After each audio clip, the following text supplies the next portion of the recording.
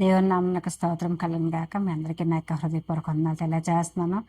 నిన్నటి దినం చాలా ప్రాముఖ్యమైన దినం. మనం చాలామంది మరి భారతీయ క్రైస్తవ దినోత్సవం జరుపుకున్నాం మనం. అలాగే at the same time international mirror day, నిన్న అంతర్జాతీయ అద్దంల దినోత్సవం నిన్న కూడాను. అయితే ఈ యొక్క దినాన్ని మరి ఒకసారి అద్దం గురించిన లేఖన భాగాలు ధ్యానం చేయాలని ఆశిస్తాను నేను. ఎందుకనంటే ప్రతిసారి మనం సందర్భానుసారంగా అనేకమైన వాక్యాలు ధ్యానం చేస్తుంటాం.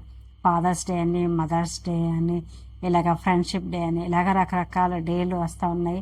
సో ప్రతిదీ కూడాను బైబిల్ని ఆధారంగా చేసుకొని దేవుడు బైబిల్ ద్వారా మనకేంటి బోధిస్తున్నారన్నది మనం చాలాసార్లు ధ్యానం చేస్తుంటాం. సో ఈ యొక్క నేపథ్యంలోని అద్దం గురించి కూడా బైబిల్లో ఏం చెప్తా ఉంది, మనం నేర్చుకోవాల్సింది కానీ మనం చేయాల్సింది కానీ ఏదైనా ఉందా, లేకపోతే దేవుడు చేసేది ఏమైనా ఉందా అని మనం ఆలోచన చేసినప్పుడు 3 ప్రాముఖ్యమైన విషయాలు మనం జ్ఞాపకం చేసుకుందామండి.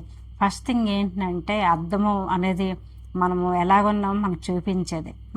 మనల్ని అద్దం చూపిస్తుంది. సో ఈ యొక్క దినాన్ని ఉదయం లేవగానే చాలామంది అద్దం చూసుకుంటారు. లేకపోతే తయారైనప్పుడు కానీ, బయటకు వెళ్ళేటప్పుడు, ఆఫీస్కి వెళ్ళేటప్పుడు, కాలేజెస్కి వెళ్ళేటప్పుడు, ఇలాగ రకరకాల సందర్భాల్లోని అద్దం చూసుకుంటాం. ఎందుకు అద్దం చూసుకుంటాం అంటే ఫస్ట్ మనం ఎలాగున్నామో మనకి తెలుస్తుంది. మన హెయిర్ ఎలాగుంది, తర్వాత ముఖం ఎలాగుందో, లేకపోతే డ్రెస్సింగ్ ఎలాగుందో, ఇవన్నీ కూడాను మనం చూసుకుంటాం.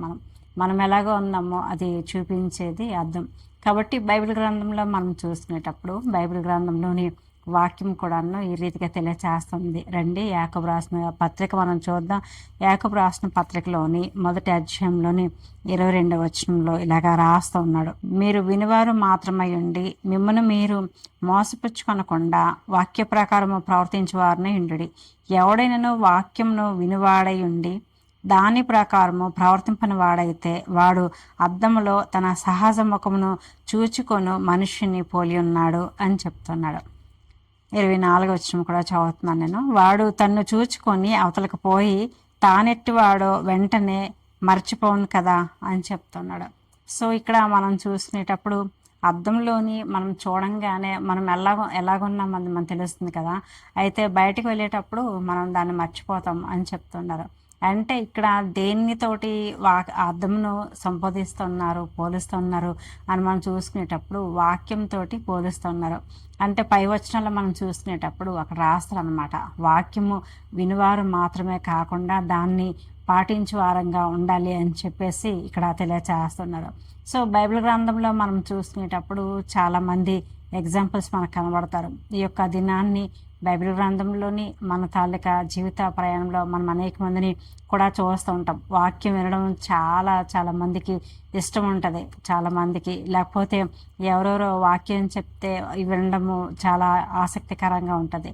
సో ఇక్కడ మనం చూసుకునేటప్పుడు అది వినివారు మాత్రమే కాకుండా దాన్ని పాటించకపోతే వాళ్ళ తాలూకా పరిస్థితి ఎలాగుంటుందో అని మనకి తేటతెల్లంగా బైబిల్ గ్రంథంలోని పాత నిబంధన కాలంలోని కొత్త నిబంధన కాలంలో కూడా దేవుడు మనకు తెలియచేయించున్నారు.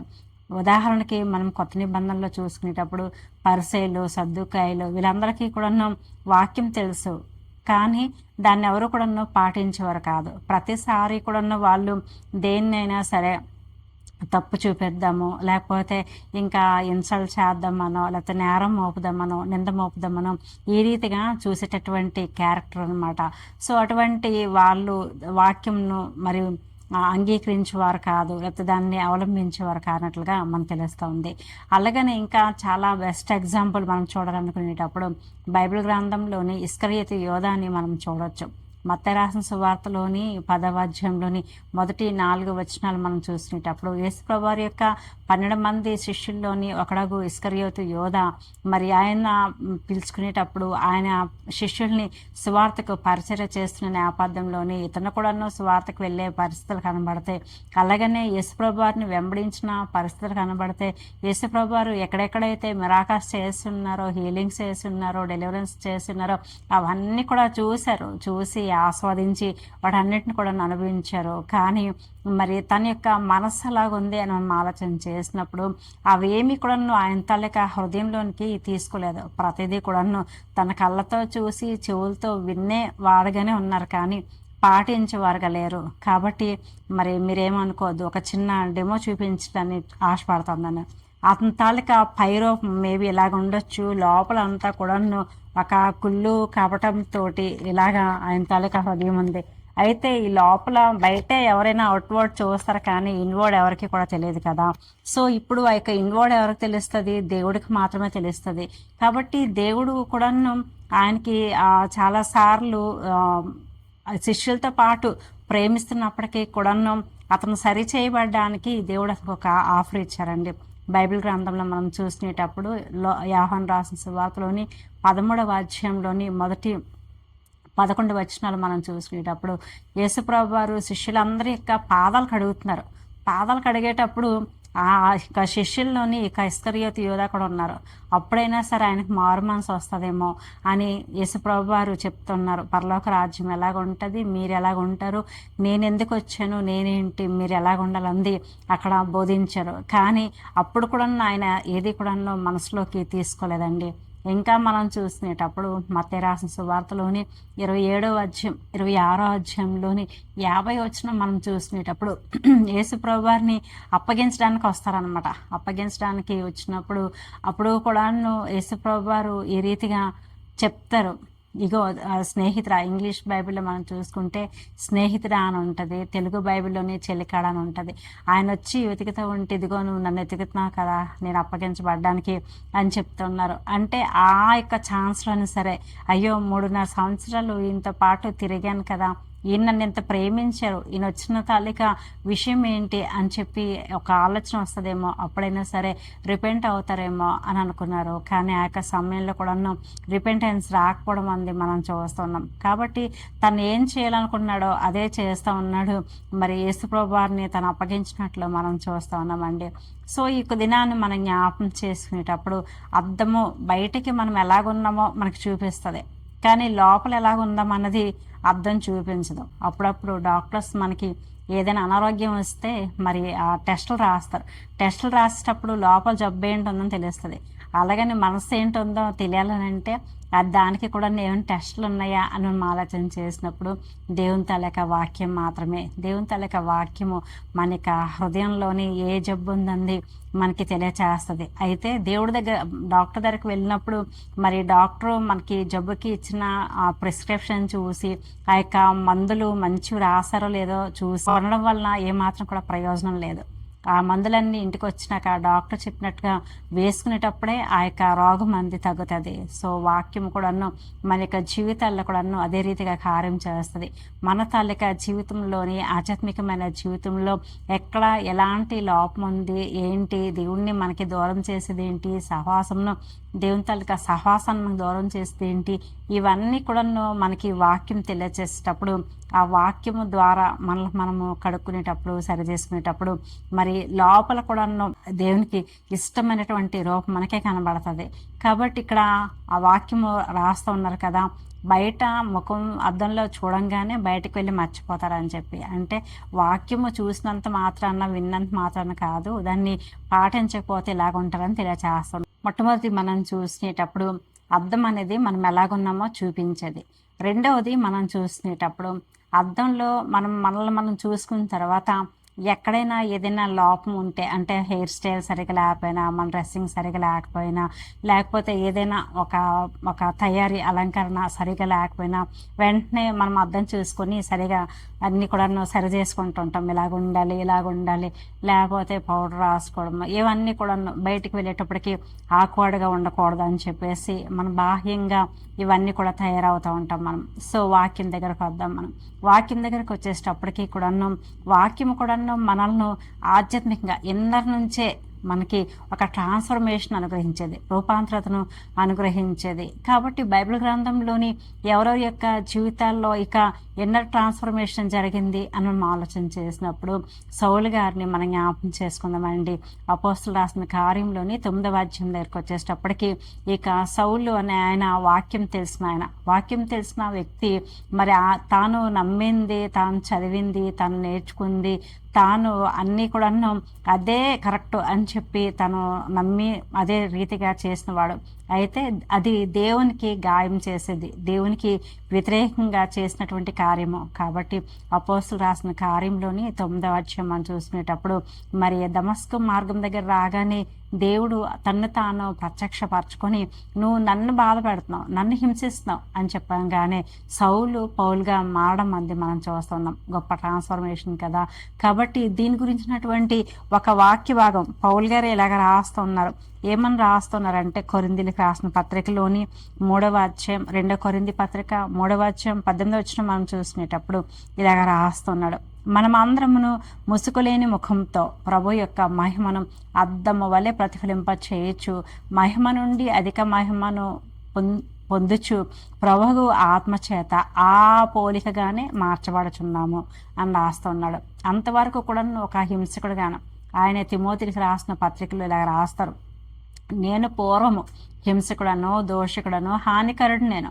అయితే ఎప్పుడైతే దేవుడు నన్ను దర్శించారో వెంటనే నేను మారిపోయాను. ఎలాగ మారిపోయానంటే కొరింథీయులకు రాసిన పత్రికలోని 1 పత్రిక 11:1 ఇలా చెప్తారు, నేను క్రీస్తును పోలి నడుచుకొంచున్న ప్రకారం మీరు నన్ను పోలి నడుచుకునండి అని చెప్తాడు. ఇంకా పత్రికల్లో ముందుకు వెళ్ళేటప్పుడు క్రీస్తు తల్లక ముద్రలు నేను ధరించుకున్నాను, బ్రతుకుట క్రీస్తే చావైతే లాభమే అని, శరీరంతో నేను బ్రతుకుతున్నాను కానీ క్రీస్తు నాయందు బ్రతుకుతున్నాడు అని చెప్పేసి చూడండి. ఈ మాటలన్నీ మనం చూసుకునేటప్పుడు శరీరం అయితే పౌలు గారిదే, మరి ఈ లోకంలోని శారీరకంగా పౌలు గారు జీవిస్తున్నప్పటికీ కూడాను కంప్లీట్గా 100% క్రీస్తు తనలో తన ద్వారా జీవిస్తున్నట్లు మనం చూస్తున్నాం. కార్యము దాల్చినట్లు, కార్యం చేస్తున్నట్లు మనం చూస్తున్నాం. కాబట్టి మరి క్రీస్తు వలె దేవుని తాలూకా పని చేయడానికి, పరలోక రాజ్యము విస్తరించబడడానికి కంకణం కట్టుకున్నారు. అలాగనే కార్యము జరిగించి అనేక మంది, వేల కొలది, లక్షల కొలది మంది ప్రజలు రక్షింపబడడానికి సాధనమైనట్లు మనం చూస్తున్నాం.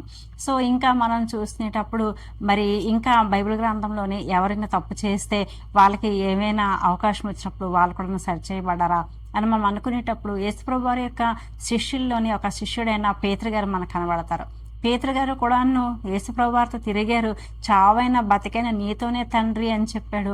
అయినప్పటికీ కూడాను యేసుప్రభు వారిని మరి అప్పగించే సమయంలోని ఇతను కూడాను మరి 3 సార్లు బొంకేసినట్లు మనకు కనబడుతుంది. అయితే మరి ఎప్పుడైతే బొంకేసిన తర్వాత 3 సార్లు అయిపోయిన తర్వాత కోడి కూయంగానే అతను వెంటనే పశ్చాత్తాపడుతున్నాడు. బైబిల్ గ్రంథంలో రాస్తారు కదా, పశ్చాత్తాపడి చాలా ఏడ్చాడు ఆయన. కాబట్టి ఏడ్చి తను మార్చుకొని మరలా దేవునికి ఇష్టంగా, దేవునికి మరి యోగ్యంగా జీవించినట్లు మనం చూస్తున్నాం. పేతురు గారు మరి ఆయన ఒక విద్య లేని పామరుడుగా ఉండేటప్పుడు, ఒక జాలరుగా ఉండేటప్పుడు ఎప్పుడైతే ఇంకా ఆయన పశ్చాత్తాపడి దేవునికి అనుకూలంగానో దేవునికి ఇష్టంగా మారిపోయాడు, మరి దేవుని ఆత్మచేత నింపబడినప్పుడు ఆ ఆత్మ తనకు వాక్కును అనుగ్రహించిన కొలది కూడాను వాక్యం ప్రకటించడం, వేళ్ల కొలది ప్రజలు రక్షించబడ్డం, దేవుని యొక్క రాజ్య వారసులుగా తీర్చిదిద్దబడ్డం మనం చూస్తున్నాం. అంత మాత్రమే కాదు, పేతురు గారు ఎక్కడికి వెళ్ళినప్పటికీ కూడా ఆయనలో ఉన్న పరిశుద్ధాత్మ శక్తి, స్వస్థత ప్రభావము మరి అనేక మందికి స్వస్థతను అనుగ్రహించేవారుగాను మనం చూస్తున్నాం. ఇంకా మనం చూసుకునేటప్పుడు మరి పేతురు గారు కూడా పత్రికలు రాసినట్లు మనం చూస్తున్నాం. ఆయన ఒక మాట చెప్తారు. ఆ మాట ఏంటంటే, మనం సజీవమైన రాళ్ళ వలె దేవుని కొరకు కట్టబడుతున్నాం, దేవుని కొరకు వాడబడుతున్నాం అని చెప్తున్నారండి. ఎంత గొప్ప స్టేట్మెంట్ కదా. కాబట్టి అర్థం అనేది మనలోని ఇన్నర్ ట్రాన్స్ఫర్మేషన్. ఈ బాహ్యపరమైన అర్థం మనకి బాహ్యపరమైన ఒక మార్పులను తీసుకుని వచ్చేదిగా, లేకపోతే బాహ్యపరంగా మనం ఎలాగుందామో చూసి ఇంకొంచెం మంచిగా తయారవడానికి సహాయపడినప్పుడు ఆ వాక్యం అనే అర్థం మన యొక్క జీవితాల్లోని ఆంతర్యమైన ఆధ్యాత్మికమైన మంచి మార్పులను తీసుకుని వచ్చి దేవునికి మహిమకరంగాను అనేకులకు ఆశీర్వాదకరంగాను మార్చేదిగా మనం చూస్తూ ఉన్నామండి. 3వది మనం చూసుకునేటప్పుడు ఈ యొక్క వాక్యంలోని ఒక అర్థము ఏం చేస్తుంది అని మనం ఆలోచన చేసినప్పుడు మనలో ఒక నిరీక్షణను కలుగ చేస్తున్నట్లు మనం చూస్తున్నాం. బాహ్యపరమైన అర్థము మన యొక్క జీవితాల్లోని నిరీక్షణ కలుగ చేయదు, ఏమీ లేదు. అప్పటికప్పుడు మనం చూసుకుంటాం ఎలాగున్నామో ఏంటంది అక్కడ వరకే, తర్వాత దాని ద్వారా ఇంకొక యూజ్ ఏమి మనకి కనబడదు. కానీ ఇక్కడ వాక్యం దగ్గరకు వచ్చేటప్పటికి వాక్యము మన యొక్క జీవితాల్లోని మరి ఎలాంటి నిరీక్షణ కలుగ చేస్తుందో ఒకసారి మనం చూద్దాం. మనం 1 కొరింథీ పత్రిక 13వ అధ్యాయం 11, 12 వచనాలు చదువుతున్నానండి. నేను పిల్లవాడనై ఉన్నప్పుడు పిల్లవాని వలె మాట్లాడితిని, పిల్లవాని వలె తలంచితిని, పిల్లవాని వలె యోచించితిని. ఇప్పుడు పెద్దవాడనై పిల్లవాని చేష్టలు మానివేసితిని. ఇప్పుడు అద్దంలో చూచినట్లు చూసినగా చూచున్నాము, అప్పుడు ముఖాముఖిగా చూతుము. ఇప్పుడు కొంత మట్టి ఎరిగి ఉన్నాను, అప్పుడు నేను పూర్తిగా ఎరుగబడిన ప్రకారము పూర్తిగా ఎరుగుదును అని చెప్తున్నాడు. సో ఇక్కడ ఈ మాటలకి అర్థం ఏంటి అని మనం ఆలోచన చేసినప్పుడు ఒక శాంతియుతమైన నిరీక్షణ మనకి కనబడుతుంది. అదేంటంటే ఇప్పుడు దేవుడు మనకి తన పరిశుద్ధాత్మ ద్వారా తను తాను ప్రత్యక్షపరచుకుంటున్నారు. మనము ఇప్పుడు చూస్తుంది ఒక భాగం మాత్రమే, కానీ ఒకనొక దినం వస్తుంది, ఆ యొక్క దినాన్ని ఆయనకి కంప్లీట్గా పూర్తిగా చూసే తరుణం వస్తుంది అని చెప్తున్నాడు. అంటే ప్రకటన గ్రంథం మనం చూసినప్పుడు 22వ అధ్యాయం 4వ వచనం మనం చూసినప్పుడు అప్పుడు ఆయన ముఖదర్శనం చేసుకుంటాం అని తెలియచేస్తున్నాడు. ఇప్పుడు మన యొక్క జీవితంలోని దేవుడు ఏదైతే మనకి పరిశుద్ధాత్మ ద్వారా, కళల ద్వారా, దర్శనాల ద్వారా మనకి ఆయన తాలూకా ప్రత్యక్షతను అనుగ్రహిస్తున్నారో అదంతా కూడా కొంతవరకు మాత్రమే, కానీ సంపూర్తిగా చూచేది మనము పరలోక రాజ్యం వెళ్ళినప్పుడు అని తెలియచేస్తున్నారు. పాత నిబంధన కాలంలోని మోషేతో దేవుడు ముఖాముఖిగా మాట్లాడాలని చెప్తారు.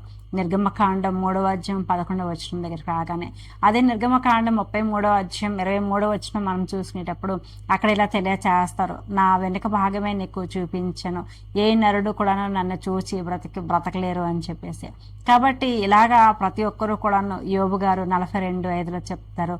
అలాగనే మరి యాకోబు గారు కూడాను ఎబ్బోక రేవు దగ్గర నేను దేవుని ముఖాముఖిగా చూశాను అంటారు. ఇవన్నీ ఏంటి అని మనం ఆలోచన చేసినప్పుడు దేవుని తల్లిక కొంత భాగం వరకే ఈ లోకంలో మనిషి బ్రతకడానికి అవసరమైన రీతికి సరిపడినంత రేంజ్లోనే, లేకపోతే ఆ స్టేటస్లోనే, ఆ కొలతలోని మానవునికి దేవుడు తను ప్రత్యక్షపరచుకున్నాడు. పూర్తిగా తన తాలూకా మహిమను చూసి ఎవరు కూడా బ్రతకలేరు. కాబట్టి దేవుడు కంప్లీట్గా తన తాలూకా మహిమను ఎప్పుడు ప్రత్యక్షపరచుకుంటారు, మనం ఎప్పుడు ఆయన ముఖ దర్శనం చేస్తామని అంటే కంప్లీట్గా మనము ఈ లోకంలోని దేవుని తాలూకా ఇష్టానుసారంగా జీవించి దేవునికి మహిమపరిచినప్పుడు, ఘనపరిచినప్పుడు దేవుడు అప్పుడు కూడా మనకి ముఖదర్శనం అనుగ్రహిస్తారు.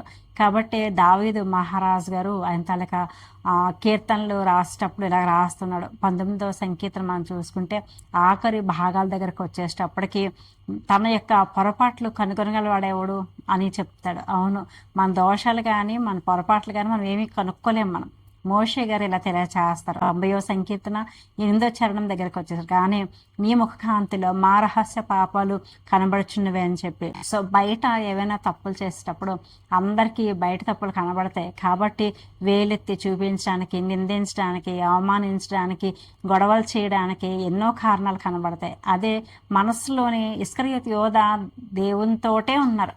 ఆ యొక్క దేవునికి తెలుసు, కానీ యొక్క శిష్యులు ఎవరికి కూడా తెలియదు అతని మనసులో ఎలాగుంది అని చెప్పేసి.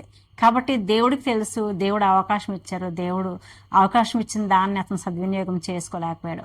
సో అలాగనే సౌలుగా ఉండేటప్పుడు ఆయనకి కూడా దేవుడు అవకాశం ఇచ్చారు, ఆయన పౌలుగా మారాడు. పేతురు గారు కూడా దేవుడు అవకాశం ఇచ్చారు, పేతురు గారు మారారు. ఇలాగా బైబిల్ గ్రంథంలో మారిన వారు ఉన్నారు, మారలేని వాళ్ళు ఉన్నారు. ఈ యొక్క దినాన్ని దేవుని తాలూకా వాక్యము నిత్యం నిలిచేది. మనకి దేవుడు వాక్యం అనుగ్రహించారు. ఈరోజు అనేక మంది భక్తుల ద్వారా దేవుడు మాట్లాడుతున్నారు.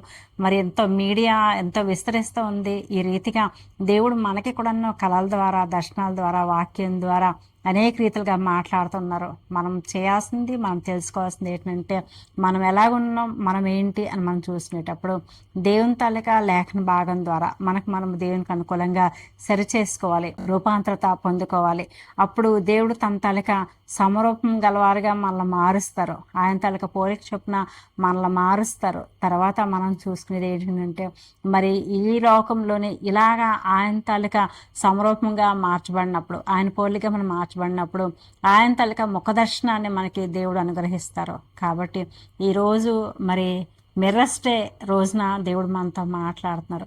మరి ఇంకొకటి మనం జ్ఞాపకం చేసుకునేటప్పుడు మిర్రర్ అనేది కేవలం వ్యక్తిగత పరమైంది. ఎందుకనంటే మనం ఎవరినైనా చూసినప్పుడు మనం వాళ్ళు బయట ఎలాగున్నారు ఏంటని మనం చూడగలుగుతాం.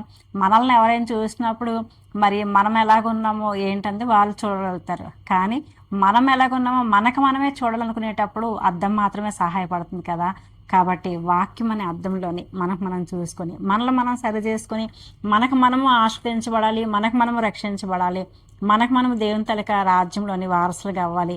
అదే మనం మార్పు చెందిన తర్వాత ఒక పేతురులాగా, ఒక పౌలులాగా, స్టెఫన్ లాగా, దేవుని తాలూకా శిష్యుల్లాగా, దేవుని తాలూకా సేవకుల్లాగా అనేకులను మరి దేవుని కొరకే సంపాదించాలి, దేవుని తాలూకా రాజ్యపు వారసులుగా తీర్చిదిద్దాలి, ఆశీర్వంతులుగా చేయాలి. దేవుడు అటువంటి కృప అనుగ్రహించును గాక.